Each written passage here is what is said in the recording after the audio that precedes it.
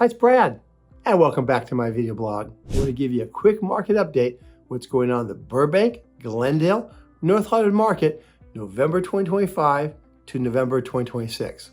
Last year, we had 130 properties change hands, compared to this year, 127. So down 2%, 3 properties, just a little bit. Last year, the average sales price was $1,220,000, compared to this year, $1,278,000. So we're up a little bit, about 4% year over year. At the end of last November, interest rates were 6.678.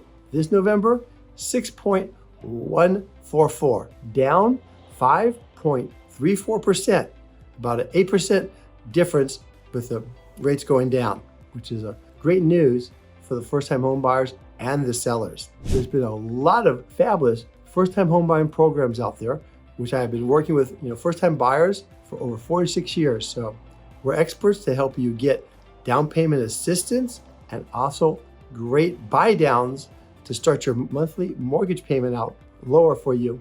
Last but not least, I want to say it's been a great year. I'm wishing you and the family a fabulous holiday season and a great start to 2026. If you have any questions or comments regarding any of the loan programs out there, we're always here to help you.